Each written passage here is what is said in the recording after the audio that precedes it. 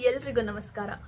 ನಾನಿವತ್ತು ಈ ವಿಡಿಯೋ ಮಾಡೋದಕ್ಕೆ ಮುಖ್ಯವಾದ ಕಾರಣ ಏನಂತ ಅಂದರೆ, ನಾನಿವತ್ತು ಈ ಪುಸ್ತಕನ ಓದುವಾಗ ಇದರಲ್ಲಿದ್ದಂತಹ ಒಂದು ವಿಷಯ ತುಂಬಾ ಸ್ವಾರಸ್ಯಕರವಾಗಿತ್ತು. ಒಳ್ಳೆಯದನ್ನು ಎಲ್ಲರ ಜೊತೆ ಹಂಚ್ಕೊಳ್ಳೋದು ತುಂಬ ಒಳ್ಳೆಯದಂತೆ. ಹಾಗಾಗಿ ನಿಮ್ಮ ಹತ್ರನ ಹಂಚ್ಕೋತಾ ಇದ್ದೀನಿ. ಈ ಪುಸ್ತಕನ ಬರೆದಿರುವಂಥವರು ಪ್ರೊಫೆಸರ್ ಹೂಕ ಜಯದೇವನ್ ಅಂತವರು. ಈ ಪುಸ್ತಕದ ಹೆಸರು ಶಾಸನ ಮತ್ತು ಗದ್ಯ. ಈ ಪುಸ್ತಕ ಹಲವಾರು ಶಾಸನಗಳ ಬಗ್ಗೆ ನಮಗೆ ಮಾಹಿತಿಯನ್ನು ಒದಗಿಸುತ್ತೆ. ಹಾಗೆ ಇದ್ದಂತಹ ಒಂದು ಶಾಸನದ ಬಗ್ಗೆನೇ ನಾನಿವತ್ತು ನಿಮ್ಮ ಹತ್ರ ಹಂಚ್ಕೋತಾ ಇರೋದು. ಮೊದಲು ಇದರಲ್ಲಿ ಏನು ಬರೆದಿದೆ ಅನ್ನೋವಂಥದ್ದನ್ನು ನಾನು ನಿಮಗೆ ಹೇಳಿಬಿಡ್ತೀನಿ, ಆಮೇಲೆ ಇದ್ರ ಬಗ್ಗೆ ಮಾತಾಡೋಣ. ಈ ಶಾಸನ ನಮಗೆ ಸಿಕ್ಕಿರುವಂಥದ್ದು ತಮಿಳುನಾಡಿನ ಉತ್ತರ ಮೇರೂರಿನಲ್ಲಿ. ಎಲ್ಲಾದರೂ ಸಿಕ್ಕಿರಲಿ, ವಿಷಯ ಚೆನ್ನಾಗಿದೆ, ಅದನ್ನು ಮಾತ್ರ ತಲೆಗೆ ಹಾಕೊಳ್ಳೋಣ. ಚುನಾವಣೆಯಲ್ಲಿ ಆರಿಸಿ ಬಂದ ವ್ಯಕ್ತಿ ತನ್ನ ಅಧಿಕಾರಾವಧಿಯ ಕಾಲದಲ್ಲಿ ಹಣಕಾಸಿನ ವಿಚಾರದಲ್ಲಿ ತಪ್ಪಿತಸ್ಥನಾಗಿದ್ದರೆ ಅವನು ಮತ್ತೆ ಚುನಾವಣೆಗೆ ನಿಲ್ಲುವಂತಿರಲಿಲ್ಲ. ತಪ್ಪಿತಸ್ಥನಾಗಿದ್ದರೆ ಅವನು ಮತ್ತೆ ಚುನಾವಣೆಗೆ ನಿಲ್ಲುವಂತಿರಲಿಲ್ಲ.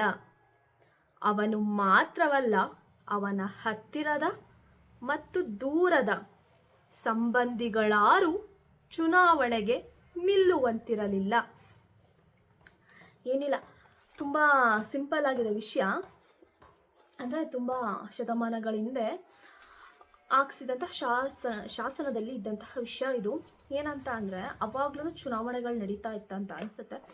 ಆಗ ಚುನಾವಣೆಗಳು ನಡೆದು ಅದರಲ್ಲಿ ಆಯ್ಕೆಯಾದ ಜನಪ್ರತಿನಿಧಿ ಏನಿದ್ದಾನೆ, ಅವನು ತನ್ನ ಅಧಿಕಾರಾವಧಿಯಲ್ಲಿ ಏನಾದರೂ ಹಣಕಾಸಿನಲ್ಲಿ ವಂಚನೆ ಮಾಡಿದ್ರೆ ತನ್ನ ಅಧಿಕಾರನ ದುರುಪಯೋಗ ಅಥವಾ ದುರ್ಬಳಕೆ ಮಾಡಿಕೊಂಡ ಅಂತ ಅಂದರೆ ಅವನ್ನ ತಕ್ಷಣ ತನ್ನ ಅಧಿಕಾರದಿಂದ ಪದಚ್ಯುತಿಗೊಳಿಸ್ತಾ ಇದ್ರು. ಅಷ್ಟೇ ಅಲ್ಲ, ಅವನು ತನ್ನ ಜೀವಮಾನದಲ್ಲಿ ಯಾವತ್ತೂ ಚುನಾವಣೆಗೆ ನಿಲ್ಲುವಂತಿರಲಿಲ್ಲ. ಸ್ಪರ್ಧೆನೆ ಮಾಡೋ ಹಾಗಿರಲಿಲ್ಲ. ಅವನು ಇನ್ಯಾವತ್ತೂ ಒಂದ್ಸಲ ತಪ್ಪು ಮಾಡಿ ಸಿಗಾಕೊಂಡ ಅನ್ನೋದೇ ಆದರೆ ಅವನು ಇನ್ಯಾವತ್ತೂ ಚುನಾವಣೆಯಲ್ಲಿ ಸ್ಪರ್ಧಿಸೋ ಹಾಗಿರಲಿಲ್ಲ. ಇನ್ಯಾವುದೇ ಅಧಿಕಾರ ಅವನಿಗೆ ಸಿಗ್ತಾ ಇರಲಿಲ್ಲ. ಅವನಿಗೆ ಮಾತ್ರ ಅಲ್ಲ, ಅವನ ಪೀಳಿಗೆ ಏನಿದೆ ಅಂದರೆ ಅವನ ಸಂಬಂಧಿಕ ಹತ್ರದವರು ದೂರದವರು ಅಂತ ಅಂದರೆ ಅವನ ಮಕ್ಕಳು, ಅವನ ಮೊಮ್ಮಕ್ಕಳುವರೆಗೂ, ಅವನ ಮಕ್ಕಳು, ಅವನ ಮೊಮ್ಮಕ್ಕಳು ಅಥವಾ ಅವನ ಅಣ್ಣ ತಮ್ಮದಿರು, ಅಕ್ಕ ತಂಗಿರು ಯಾರೂ ಸಹ ಮುಂದೆ ಚುನಾವಣೆಯಲ್ಲಿ ಸ್ಪರ್ಧೆ ಮಾಡೋ ಹಾಗಿರಲಿಲ್ಲಂತೆ. ತುಂಬ ಚೆನ್ನಾಗಿದೆ ಅಲ್ವಾ?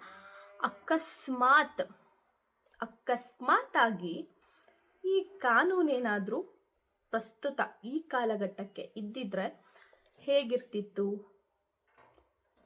ನಿಮ್ಗೆ ಹೇಗನ್ಸುತ್ತೆ ಹೇಗಿರ್ತಿತ್ತು ಅಂತ? ಇಲ್ಲ ಬೇಕಿತ್ತು ಈ ಕಾನೂನು ಅಂತ ನಿಮ್ಗೆ ಅನ್ಸುತ್ತಾ? ಹೌದು, ಈಗಿನ ಕಾಲಘಟ್ಟಕ್ಕೂ ಆ ಕಾನೂನು ಅವಶ್ಯಕ ಅಂತ ನಿಮ್ಗೆ ಅನ್ಸಿದ್ರೆ ಹೌದು, ಬೇಕಿತ್ತು, ಆ ಕಾನೂನು ಬೇಕಿತ್ತು ಅಂತ ಕಾಮೆಂಟ್ ಹಾಕಿ. ಅಂದರೆ ಏನಂದರೆ, ಇವಾಗ ಮಾತ್ರ ಅಲ್ಲ, ಆಗಿನ ಕಾಲದಲ್ಲೂ ಅಕ್ರಮಗಳು ನಡ್ಕೊಂಡು ಬರ್ತಾನೆ ಇದೆ. ಅಕ್ರಮ ನಡೆದಿದ್ದಕ್ಕೇ ಈ ಥರ ಕಾನೂನನ್ನು ಅವಾಗ ಯಾರಿದ್ರು ಅವ್ರು ಹಾಕ್ಸಿದ್ದಾರೆ ಅಂತ ಅನಿಸುತ್ತೆ. ಇವಾಗ ಯಾವ ರೀತಿ ಭೂ ಅಕ್ರಮಗಳಾಗಿರ್ಬೋದು, ಗಣಿಗಾರಿಕೆಯಲ್ಲಿ ಅಕ್ರಮಗಳಾಗಿರ್ಬೋದು, ಮತ್ತು ಸರ್ಕಾರಗಳ ಟೆಂಡರ್ ಕರೀತಾರಲ್ಲ ಅದರಲ್ಲಿ ಅಕ್ರಮಗಳಾಗಿರ್ಬೋದು. ಕಮಿಷನ್ ಬೇಸ್ ಮೇಲೆ ಒಬ್ಬರಿಗೆ ಟೆಂಡರ್ನ ಕೊಡ್ತಾರೆ. ಅಂದರೆ ಜಾಸ್ತಿ ಕಮಿಷನ್ ಯಾರು ಕೊಡ್ತಾರೆ ಅವರಿಗೆ ಟೆಂಡರ್ನ ಕೊಡ್ತಾರೆ. ಇನ್ನು ಕೆಲಸಗಳೆಲ್ಲ ಎಲ್ಲಿ ಸರಿಯಾಗಿ ಆಗುತ್ತೆ? ಕಳಪೆ ಗುಣಮಟ್ಟದ್ದೇ ಆಗತ್ತೆ.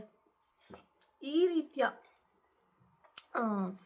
ತಮ್ಮ ಅಧಿಕಾರಾವಧಿಯ ದುರ್ಬಳಕೆ ಇರ್ಬೋದು ಅಥವಾ ಹಣಕಾಸಿನಲ್ಲಿ ವಂಚಿಸುವಂಥದ್ದು ಏನಿರ್ಬೋದು, ಆಗಿನ ಕಾಲಘಟ್ಟದಲ್ಲೂ ಆಗ್ತಿತ್ತು ಅಂತ ಅನಿಸುತ್ತೆ.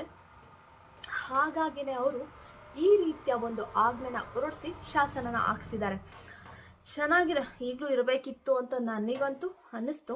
ಅದಕ್ಕೆ ಹೇಳಿದೆ, ನಿಮ್ಗೂ ಹೀಗೆ ಇರಬೇಕಿತ್ತು ಅಂತ ಅನಿಸಿದ್ರೆ ಆಗಲೇ ಹೇಳಿದ್ನಲ್ಲ, ಪ್ಲೀಸ್ ಕಮೆಂಟ್ ಹಾಕಿ ಇರಬೇಕಿತ್ತು ಅಂತ. ಮತ್ತು ಇದು ನನ್ನ ಮೊದಲನೇ ವಿಡಿಯೋ ಅಂತ ಅಂದರೆ ನಾನು ಈಗ ಸ್ಟಾರ್ಟ್ ಮಾಡ್ತಾ ಇದ್ದೀನಿ ಯೂಟ್ಯೂಬ್ನ. ದಯಮಾಡಿ ಎಲ್ಲರೂ ನನ್ನ ಯೂಟ್ಯೂಬ್ ಚಾನಲ್ನ ಒಂದ್ಸಲ ಹೋಗಿ ನೋಡಿ, ಇಷ್ಟ ಆದರೆ ಲೈಕ್ ಮಾಡಿ, ಸಬ್ಸ್ಕ್ರೈಬ್ ಮಾಡಿ.